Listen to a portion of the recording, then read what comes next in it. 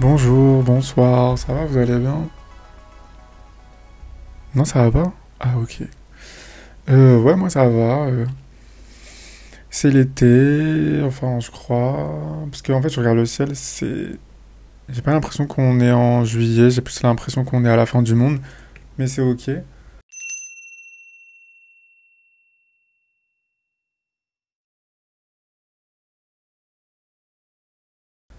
Bonnes vacances à tout le monde, honnêtement. Voilà, vous allez me demander, est-ce que je pars en vacances? Non. Pourquoi? Parce que toute l'année, c'est les vacances en fait. Voilà.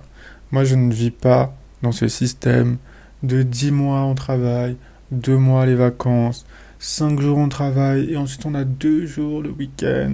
Et puis le lundi, c'est le pire jour de la semaine, et puis le jeudi soir, c'est le nouveau vendredi soir. Non. Il faut s'extirper de ce système libéral. Extirpez-vous, fuyez. Vous voulez qu'on vive dans un système alternatif, bah créez-le en fait. D'accord? Donc non, il n'y a pas de 35 heures, non, non, je sais pas quoi. Moi, le week-end, c'est du lundi au samedi. Le dimanche, je travaille un peu. Bon, je suis sans emploi, donc je peux me permettre de parler comme ça. En vrai, force à tous les gens. C'est une dinguerie de devoir négocier des jours de congé. Il y a des gens qui ont genre 3 semaines de congé, genre dans l'année. Peut-être moins maintenant que Monsieur François Bayrou veut nous enlever des jours fériés. Enlevez-nous le droit de vote, en fait. Enlevez-nous. Enlevez-nous. Honnêtement, à ce stade-là, enlevez-nous. Parce que là, arrêtez de faire genre, on vous enlève 2, 3 jours fériés. Enlevez-nous. Enlevez-nous nos droits. D'accord. Moi, c'est bon, je suis fatigué de manifester pour avoir des droits, des choses et tout. Enlevez-nous. Enlevez-nous. Plus personne. François, vraiment, bref. If I speak. If I speak. Écoutez, sinon, à part ça, Bon, je vais en parler tout de suite. Comme ça, c'est fait. J'enlève le pansement d'un coup. Et ensuite, on n'en parle plus. Je me suis coupé les cheveux. Oui. Oui. Oui, je me suis coupé les cheveux. D'accord? Et vous allez me dire, non, mais enfin, pourquoi t'en fais tout un plat? On s'en fout, nan. J'aurais aimé. Sauf que je me suis rendu compte, en postant sur TikTok une vidéo où je me coupe les cheveux, que les gens n'avaient pas tant développé une relation parasociale avec moi. En fait, ils avaient développé une relation parasociale avec mes cheveux. Donc je me retrouve avec des commentaires qui disent pourquoi t'as fait ça? Non. Mais vraiment, c'était une indignation, genre collective. De non, t'as remets, genre, pourquoi t'as coupé nos cheveux? Le communisme n'a qu'à bien se tenir. T'as coupé nos cheveux. En fait, c'est là que je me suis rendu compte, waouh, les gens ont plus de respect pour mes cheveux que moi-même j'ai du respect pour mes cheveux. Parce que moi, c'est pas que je respecte pas mes cheveux, c'est juste que, en vrai, non, je les respecte pas. C'est pas vital. J'ai la chance d'avoir des cheveux qui poussent très vite et surtout, je pense que ça fait 12 ans, 13 ans, voire 15 ans en fait, que je suis pas allé chez le coiffeur. Non. Parce que aller chez le coiffeur, pour moi, ça veut dire que je, je, je dirais adieu à mon rituel préféré, qui est me couper les cheveux moi-même dans ma salle de bain. Et de ce rituel-là, vraiment, mais tellement, qui n'a pas de prix, d'aller dans sa salle de bain, de prendre une enceinte, de prendre un ciseau, de fermer la porte à clé, de mettre l'enceinte. Deux choix de musique. Soit vous mettez classical music drama, vraiment drama, un truc dramatique, un truc orchestral. Vous voyez ce que je veux dire? Donc vraiment musique classique ou alors OST. Les OST ça marche très bien. Un truc pareil, très dramatique. Un truc très sombre, très comme ça, de plans machiavéliques, voilà. Toutes les OST de l'Akatsuki, de Orochimaru, Pain, etc. Ça marche très bien. Vous mettez ça. Ah oui, et sinon, troisième option qui est un peu en mode musique classique et tout, les musiques des défilés Saint-Laurent. qui sont composées par Sébastien, qui sont des musiques classiques un peu très beau, très très beau, vraiment très très très très beau. Vous mettez ça à fond sur l'enceinte, vous mouillez vos cheveux, prenez votre ciseau et vous foncez en fait. À l'intuition en fait, vous suivez la musique, voilà ce que j'ai fait il y a 4 jours. Et en fait, bon, c'est pas pour faire le mec philosophe, mais il y a vraiment ce truc de, c'est pas tant la destination. Le plus important, c'est le chemin, c'est le processus. Je m'en fous d'avoir une coupe, au final, là c'est totalement raté. On va pas se mentir, c'est raté. Mais c'est pas ce qui importe. Ce qui importe, c'était vraiment le processus qui a été mais tellement cathartique, libérateur, de vraiment de prendre son ciseau et de sentir genre des masses de cheveux. J'avais vraiment genre beaucoup de cheveux. C'était incroyable. J'avais l'impression d'être Britney Spears qui se faisait une buzz cut. J'ai l'impression d'être la meuf dans Gone Girl, genre quand elle se coupe les cheveux totalement, genre déterminée dans les toilettes d'une station essence pour se venger de son mari. Elle fait croire à tout le monde qu'elle a disparu, genre. Tout ça en faisant un des plus beaux monologues du cinéma, en mode où elle parle d'être une meuf cool aux yeux des hommes et que, en fait, j'avais vraiment l'impression que c'était hyper libérateur. C'était très bien. Et puis je me suis dit, du coup, bah pourquoi pas le documenter. Bon, j'ai fait croire sur TikTok que j'avais trouvé un travail et c'est pour ça que je devais me les couper. C'est pas du tout vrai, hein, c'est vraiment pas vrai. Donc voilà. Donc en plus des commentaires qui étaient en mode... qui avaient une relation parasociale avec mes cheveux,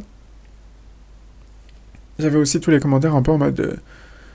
mais moi, on m'a jamais demandé ça pour un travail, mais jamais je me coupe les cheveux pour un travail, mais pourquoi tu coupes les cheveux pour un job et tout, non? Et en fait, je me suis rendu... J'avais oublié, parce que ça faisait longtemps que je n'avais pas posté sur TikTok.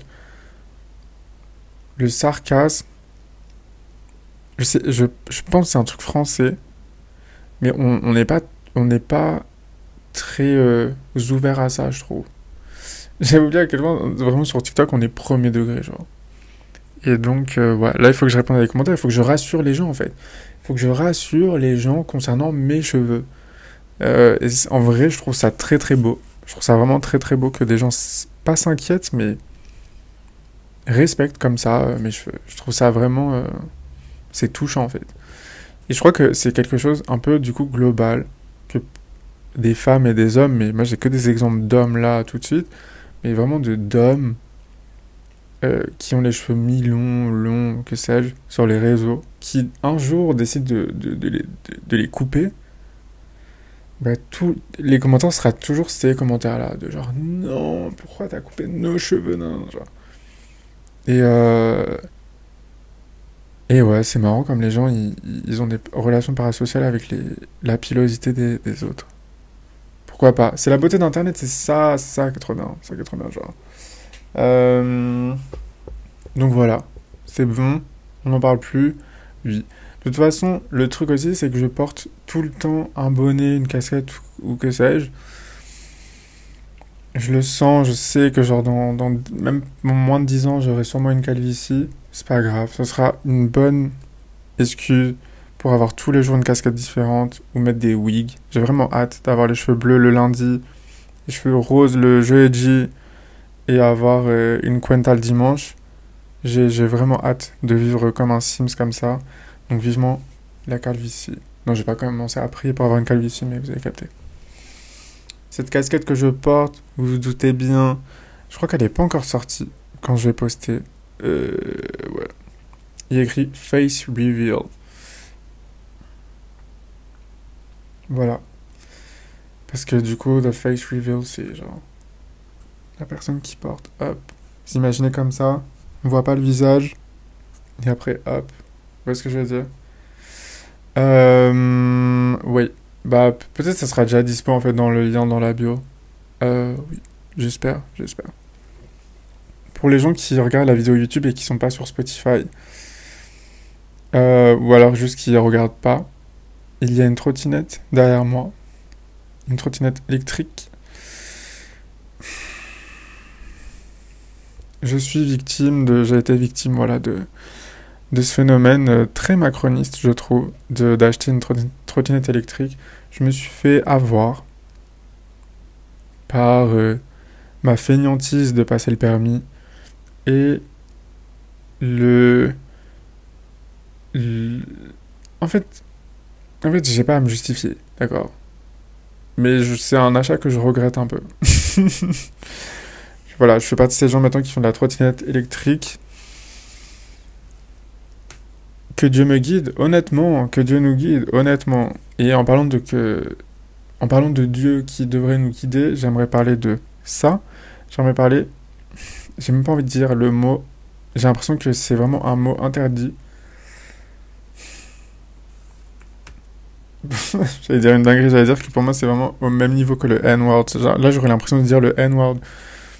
Mais parler des laboubous. Vous voyez là comment je suis déjà crevé. Je suis déjà très faible, très fatigué. Mais il faut en parler, évidemment. Je voulais pas en parler. Bon, vous doutez bien que je ne suis pas un grand fan de cette figurine. Déjà, juste dire le mot, la boubou, je suis en mode.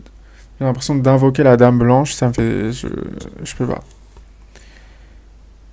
Vous vous souvenez ou pas des histoires quand les gens étaient en mode oui, il faut que tu sois à minuit dans ta salle de bain, tu tournes 3 fois sur toi-même, devant le miroir, tu dis la dame blanche 3 fois, et elle apparaît en fait.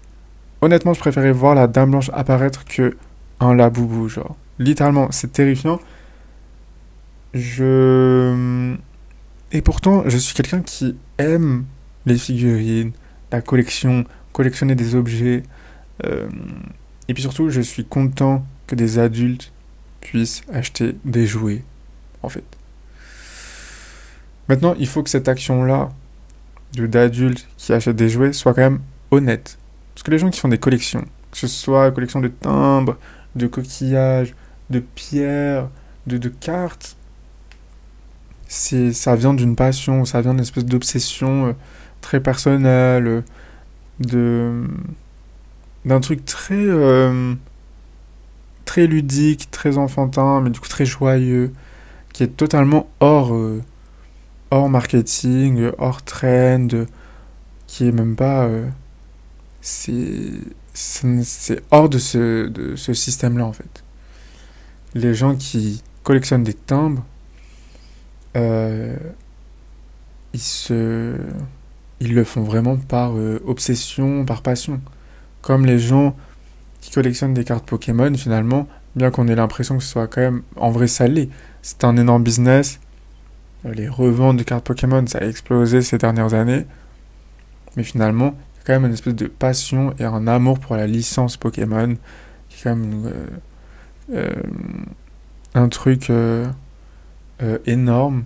Et tu le sens que les gens ils sont passionnés quand ils achètent des cartes Pokémon, quand ils vont dans des conventions, qu'ils échangent et qu'ils ils cherchent tel Pokémon dans des paquets de 3000 cartes, dans des stands où il fait chaud, dans des hangars comme ça, bref. Mais je trouve que c'est pas le cas avec le mot interdit, le laboubou, genre. C'est pas honnête en fait. C'est pas honnête, et là c'est moi qui vais être aigri pendant 2 minutes maximum. Maximum, promis, après c'est bon. Mais ce n'est pas honnête en fait. C'est plutôt un espèce de mouvement des foules qu'on a vu en direct de je ne veux pas remettre en question l'honnêteté des gens qui achètent des laboubous. Je suis sûr qu'il y a des gens qui me regardent qui en ont un genre accroché à leur sac ou à leur je ne sais, à leur tel ou que sais-je, qui sont en train de le regarder en mode je veux pas remettre votre intégrité et votre honnêteté en question, pas du tout. Mais je pense personnellement, et je suis pas l'INSEE, mais que 60%, voire 70% des gens qui ont acheté des laboubous ces 3 derniers mois, surtout, c'est pas tant par passion ou par la beauté du design de la figurine ou parce que ça vient d'une licence ou d'un artiste euh, qu'on aime vraiment, qu'on respecte. Je pense que c'est vraiment ce truc, et je dis ça comme si j'avais découvert un truc, mais c'est vraiment la puissance du mouvement de foule et de ce truc qui, encore une fois, dans cet univers de jouets, de kawaii et tout, qui appelle aussi quelque chose, pas tant de revenir, de reconnecter à son enfant intérieur, mais surtout aussi tu vois, quand t'es dans la cour de récré, à l'école primaire ou que sais-je, à la maternelle, et qu'en fait, je sais pas, tout le monde joue à un jeu, genre à la marelle, à la balle au prisonnier, que sais-je, ou en train de faire du sable doux, voilà. Et que en fait, toi, t'es dans un coin de la cour de récré. Non, en fait, t'as pas envie de rester dans le coin de la cour de récréation. Toi aussi, tu veux jouer avec tout le monde, en fait. Toi aussi, tu veux faire partie du jeu. Toi aussi, tu veux participer à la fête. Toi aussi, tu veux faire partie de cette communauté, genre. Et c'est un peu ce qui se passe, j'ai l'impression, avec les Laboubou de tout le monde veut faire partie de ça. Et même si on comprend pas trop, même si on n'est pas tant dedans, même si en fait on va l'acheter, on se filme, on montre. C'est ça aussi, on montre qu'on fait partie de cette communauté.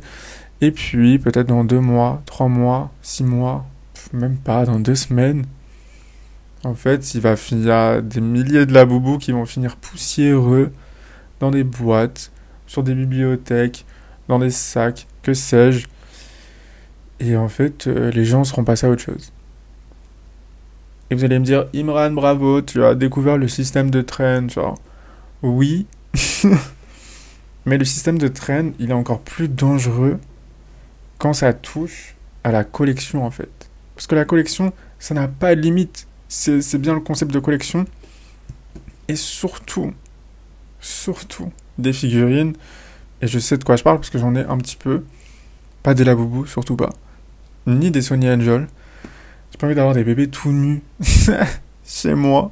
Bien que je comprends un peu le côté kawaii et tout. Mais j'avoue que j'ai jamais tant connecté avec ça non plus. Moi, je suis plus... Voilà ce que j'ai. J'ai des figurines comme ça. J'ai Wario. Il y a des trucs d'animé en fait. Trucs d'animé, de manga. Ça. C'est magnifique. Il y a des gens qui trouvent ça horrible et genre cringe et quoi. Et ils préfèrent des laboubou. Y a pas de problème. Mais en fait, le truc, c'est que quand ça touche à la collection, ça n'a pas de limite. Et donc, évidemment, on rentre dans ce truc de surconsommation, blabla. Oui. Et c'est pour ça que je pense, et ça j'en suis sûr, vraiment Pop Mart a du sang sur les mains. Je pense que un Pop Mart est bien plus dangereux qu'un casino au fin fond de Las Vegas. C'est les mêmes endroits en fait. C'est les mêmes endroits. Ça fait appel au même, peut-être comment dire, au même côté de notre cerveau. Ça active peut-être la même molécule, le même truc d'excitation, de dopamine, de trucs aléatoires, de gagner 100 000 euros ou de tout perdre ou de tout est possible mais à une échelle totalement énorme. Bah ça, ce sentiment-là, qui est quand même très excitant, presque un peu érotique dans les casinos, dans les trucs de jeux d'argent et jeux de hasard, etc. Et on voit bien la Française des Jeux, etc. C'est des industries qui continuent à grandir et qui sont énormes. C'est la même chose dans un Pop Mart, mais à petite échelle. C'est-à-dire qu'en fait, tout le monde... Enfin, c'est pas que tout le monde gagne, c'est juste que tu es plus ou moins sûr de gagner, parce que dans tous les cas, tu repars avec quelque chose. À l'inverse d'un casino, en fait, tu peux partir endetté ou tu peux partir juste bredouille. Tu vas dans un Pop Mart, t'as cette même excitation du jeu, du aléatoire, voilà, avec les boîtes, tu sais pas sur quelle figurine tu vas tomber, sur quelle laboubou tu vas tomber, que sais-je. Mais c'est pas grave, tu sais pourquoi? Parce que dans tous les cas, tu repars gagnant de quelque chose. Et c'est pour ça que pour moi, un Pop Mart est même plus dangereux. C'est que ça nous rend complètement crazy. Parce que ça fait appel à des je sais pas, une facette de notre cerveau, de notre nature humaine un peu terrifiante, vraiment celle de continuer à faire tourner la roue de la fortune en fait, jusqu'à gagner quelque chose, parce qu'en fait c'est hyper excitant, bref. Et Pop Mart c'est ça. Pop Mart c'est ça, et je pense que Aujourd'hui, on le voit parce qu'il y en a plein en France maintenant. Oui, quand même. Dont à Paris. Les gens se battent. Il y a des gens qui se battent dans des casinos. Bon, bah voilà, oui. Euh, mais en fait, il y a des gens qui se battent dans des pop mart. Il y a peut-être autant de gens qui se battent dans des casinos que des pop mart. Peut-être j'abuse. J'ai pas l'impression d'abuser, hein. Surtout dernièrement. Des. Vraiment des vidéos de gens qui n'ont pas eu la bonne couleur de fourrure du laboubou et en fait ils ont vu leurs voisins avoir celle qu'ils voulaient et en fait le côté très enfantin, ludique, voilà, on collectionne tous des petits objets un peu kawaii, ce qui nous permet un peu d'échapper à notre réalité totalement quand même déprimante. Même ça, on réussit en fait à en faire quelque chose de compétitif et de genre pas vicieux mais de pas du tout fun quoi. Et je pense vraiment qu'il y a plus de gens qui se battent dans des pop art que dans des casinos, bref. Euh, Voilà plus ou moins mon avis sur les laboubous. Évidemment, chacun fait ce qu'il veut. Oui, bah oui, oui, oui, bien sûr. Euh, Moi, ce que je trouverais très beau, euh, c'est qu'en fait, dans genre un mois, tout le monde se réveille un peu et se réveille un peu de cette frénésie. Parce qu'on sait pas, c'est une espèce de frénésie, j'ai l'impression que tout le monde est un peu def, comme ça, d'être frénétique comme ça, et il faut en acheter en fait, il faut en avoir un, genre. Le pouvoir de la foule. Euh, que en fait, dans un mois, on se réveille tous et qu'on est en mode guys, venez, on arrête. Et qu'en fait, tout le monde prenne son laboubou et le brûle. Comme un sacrifice. Comme ça, qu'on le sacrifie comme ça, symboliquement, pour dire que non, on ne veut plus devoir consommer pour fuir une réalité en fait. Non, venez, on transforme cette réalité, on arrête de la fuir. On fait face et on transforme notre réalité. Et on arrête d'acheter des objets sans passion, sans honnêteté, juste comme échappatoire. Et on arrête de fuir. Et on transforme notre réalité en fait. Ok. Et on vire Macron. Et où est-ce que je vais dire euh... Et je dis pas, hein, je dis vraiment pas qu'il faut qu'on arrête de collectionner des choses. Je pense que collectionner des choses, c'est vital. C'est vital.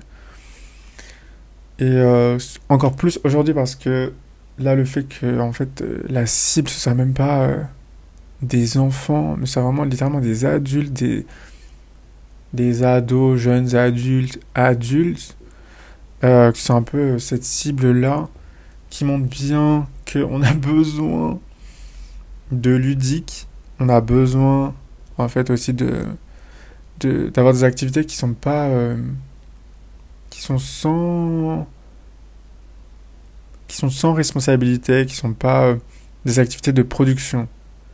Parce qu'évidemment quand t'as passé genre allez 25 ans, bah ça y est, t'es censé être sur les rails de la vie, avoir un travail, trouver un travail, savoir ce que tu veux faire déjà, genre.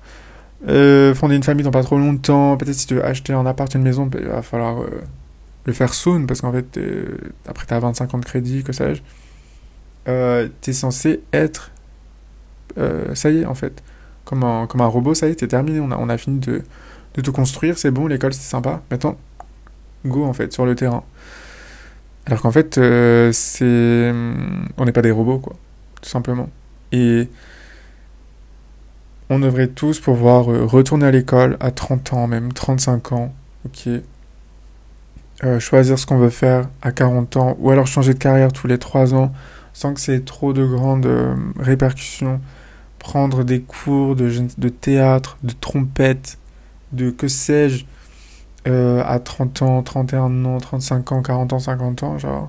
Mais tout ça, c'est perçu un peu d'une manière un peu bizarre, de genre, quand tu vois une personne de 40 ans reprendre l'école, ou je sais pas, être en cours de débutant, je sais pas, au solfège, ou genre, je sais pas, un cours de karaté, t'es un peu en mode, ok, la personne se réveille un peu tard, genre, c'est un peu, je sais pas, t'as à ton grand âge. Genre vraiment cette phrase, à ton grand âge, genre. Bah oui, à ton grand âge, en fait, parce qu'on on est, on est censé avoir le droit d'avoir des parcours qui sont pas faits pour euh, être productif et être une espèce de petits, comment dire, de petits chaînons comme ça, de petites chaînes dans tout ce grand système. C'est top en fait. Et c'est pas être considéré comme un bug dans la matrice, être un bug dans le système, que de ne pas savoir quoi faire à 30 ans ou de genre commencer à apprendre une langue à 50 ans en fait. C'est des choses que les gens font, mais je pense que c'est des choses que tout le monde devrait faire, que ça devrait être obligatoire, genre. Et tout le monde a envie de le faire. Tout le monde a envie de le faire. Je vois très bien dans cette discussion avec genre même des gens de 40 ans, 50 ans, ne serait-ce que genre, je sais pas, ma mère ou que sais-je. Tu le sens en fait, qu'il y a plein de trucs, t'es un peu en mode qui sont comme si à partir de 25 ans, 30 ans, s'il y avait un espèce de verrou, ça y est, c'est trop tard. Tu peux plus faire ça, ça y est, c'est trop tard. C'est trop tard. Pas à ton grand âge en fait. Donc ouais. Moi, en tout cas, je vous le dis, j'ai hâte d'avoir 50 ans et de continuer à collectionner ça avec ma calvitie naissante, genre. Mm. Mais en tout cas, ce que je voulais dire, je me suis grave perdu, c'est que c'est un peu, c'est un peu une solution de facilité, d'échapper à la réalité, de consommer ces jouets-là, mais en même temps, c'est, ça dit beaucoup et ça dit aussi que on, comment dire, on doit vraiment reconsidérer le concept d'adulte en fait. Parce que être adulte, c'est pas être un bon. Être adulte, c'est pas être un système. Un système. Oh là là, je dis n'importe quoi. Être adulte, ce n'est pas être un individu productif qui fait tourner la machine. Et quand je dis tourner la machine, ça veut dire travailler, cotiser, faire des enfants, consommer. Être adulte, c'est pas censé être ça la définition d'être adulte. Être adulte, en fait, c'est juste notre cerveau qui, je sais pas, a fini de se former, genre. Ou notre corps qui a fini de se former, je crois que c'est à partir de 25 ans, 26 ans que, genre, tes cellules ne se reposent. Il y a un truc comme ça, genre, il y a un âge. C'est juste ça, être adulte, en fait. C'est juste une période qu'on a, qu'on, qu'on a établie pour, en fait, juste définir une tranche d'âge. Être adulte, ça veut pas dire euh, être le parfait individu pour le capitalisme. Bref. Évidemment, moi je dis ça, sans emploi, ouais. Et oui, oui. Mais moi, je n'achète pas de la boubou. J'achète pire. Je collectionne beaucoup de choses, parce que j'aime bien, je trouve que c'est très important. Et j'ai trouvé par exemple ces cartes-là. Mais c'est magnifique, genre. Des cartes comme ça. Je collectionne beaucoup les cartes Magic et tout. Et d'autres cartes d'autres jeux, genre, bref. Et plein de trucs. Et après, j'achète genre des carnets où je mets toutes les cartes dedans. Vous voyez ce que je veux dire? Et ça me fait du bien. Parce que c'est une activité qui n'est pas monétisable, qui n'est pas une activité de production, qui n'est pas un énième hobby où en fait, forcément, genre si tu commences à tricoter ou que sais-je, tu fais des écharpes, il y aura toujours quelqu'un pour te dire mais mes posts sur les réseaux sociaux, en fait, genre ça peut grave marcher, après tu pourrais grave en vendre et tout. Et je suis un peu en mode genre non. Non, non. Est-ce qu'on peut pas juste avoir un hobby en fait? Euh, Et ce truc-là de poster sur les réseaux, c'est un truc qui fait vraiment partie de cette, ce truc de la boubou là. Et c'est ce qui me fait dire que j'ai l'impression que c'est pas tant honnête. C'est que quelqu'un qui collectionne, qui fait une collection, il va être fier de cette collection évidemment. Mais ça va pas être autant documenté qu'en fait avoir un laboubou. Le processus aussi de ça, c'est vraiment de montrer qu'on en a un, de filmer le processus et c'est vraiment documenté en fait. Et on n'est pas tant content de l'avoir avec soi. On est content de documenter le fait que on en a un, on en a acheté un, on l'ouvre ensemble, et puis voilà. Et puis quand c'est ouvert, et quand c'est posté, et quand c'est voilà. Bah la boubou, ouais, quoi, genre fais ta vie gros. C'est ce qui me fait dire que c'est pas tant honnête. Mais peut-être je me trompe, hein. Ouais. En tout cas, l'artiste qui a créé la figure un peu du Laboubou, je sais même pas si c'est le nom que lui a choisi de base ou si c'est un nom qu'ils ont ensuite décidé plus tard, mais je sais pas. Je me demande vraiment ce qu'il pense du succès de tout ça et de voir genre des j'allais dire enfin c'est tout le monde en fait, littéralement le monde entier en a acheté et que ça devienne vraiment un truc vraiment marketing. Je me demande ce qu'il pense de ça. Après il doit être très content, je suppose. Bref, je voulais parler juste d'un autre truc en chape. Ça me saoule d'avoir parlé aussi longtemps des Laboubou. Et ça, c'est bon, j'arrête de dire ce mot. Maudit. Deux trucs. Premièrement, c'est que j'ai peur. Je pense que je ferai une vidéo, il y a moins que je ferai une vidéo en entier sur Secret Story pour en reparler. J'ai bien peur qu'à la manière que le gouvernement n'a pas qu'à la victoire par vote du nouveau Front Populaire, j'ai bien peur que la production de TF1 en démol ne cala pas les votes qui devraient faire gagner Romy, parce que Romy devrait gagner, doit gagner. Et je ne sais par quelle manipulation fasse gagner quelqu'un d'autre. Vous voyez ce que je veux dire? Et je vois déjà tous les tweets qui vont être postés de genre quoi, mais Romy a perdu, ça c'est la montée du fascisme et tout. Et vous avez bien raison. Vraiment, c'est pas un symbole, mais c'est vraiment un marqueur politique. Le fait que si Romy va gagner ou pas, pour moi, c'est vraiment un marqueur politique de savoir si... On le sait qu'on est en train de tomber dans un monde globalement fasciste. Oui, mais c'est pas le mot que j'ai envie d'utiliser. Bref. Mais là, si Romy... Je sais qu'on parle de Secret Story et genre, voilà. Mais vraiment, si Romy perd...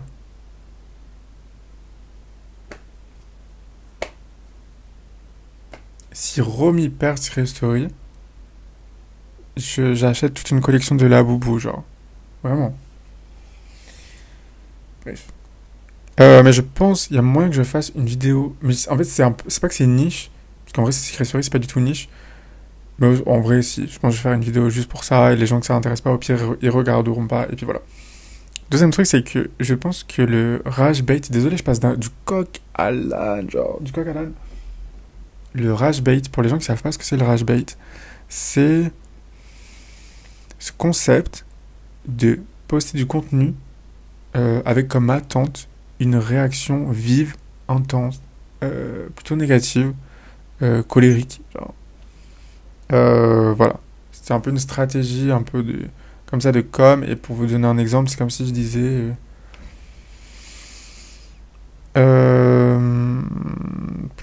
vraiment un truc un peu pas scandaleux, mais un truc un peu horrible, de genre...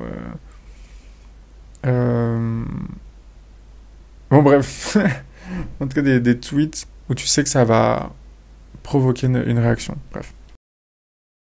Ce concept-là de rage bait, je pense qu'il devrait être vraiment illégal. Mais quand je dis illégal, je parle vraiment en termes législatifs.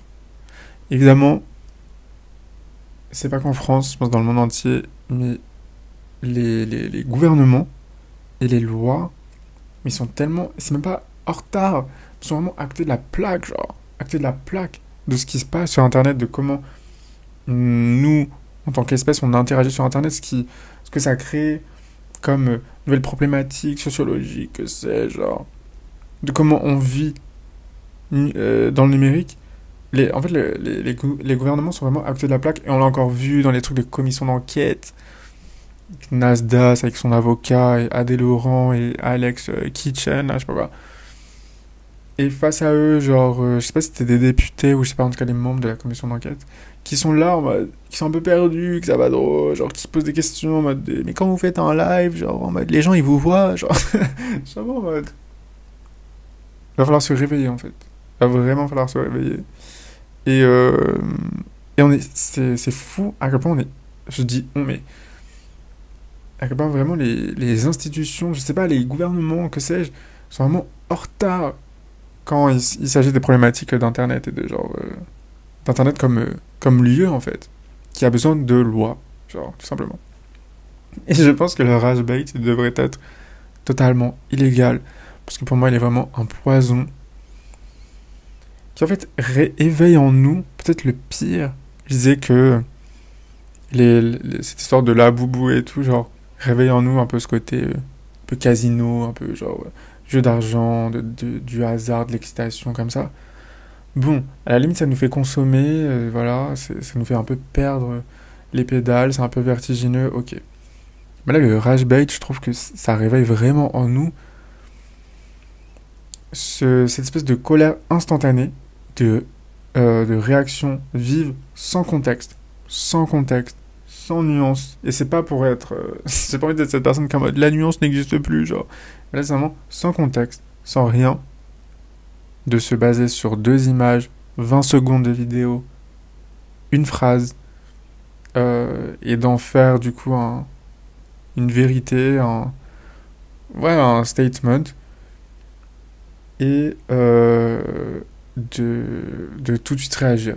Et le truc, c'est que c'est un poison parce que euh, aussi ça normalise le fait que pour qu'un contenu marche, il faut que ça fasse réagir.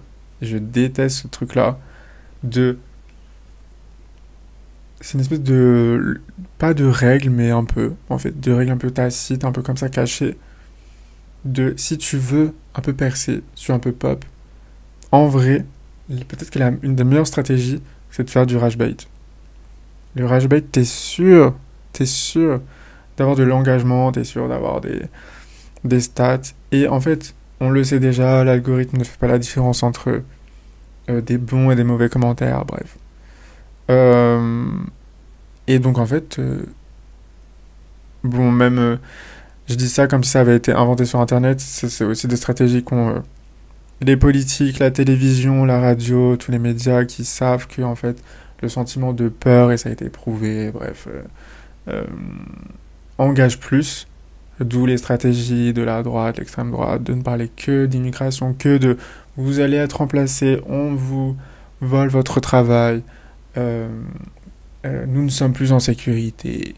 Euh, Toutes ces choses-là qui font appel à ce sentiment de peur, etc. Apparemment, c'est ce qui est le plus... c'est ce qui marche le plus, en fait. C'est ce qui s'active le plus vivement, apparemment, en nous, ce sentiment de peur-là. C'est ce qui marche le mieux. Bon. Et donc, le rage bait, c'est un peu ça, mais avec... c'est de la peur, mais c'est quand même de la colère. C'est un peu ce truc de réac, quoi. Vraiment de réaction.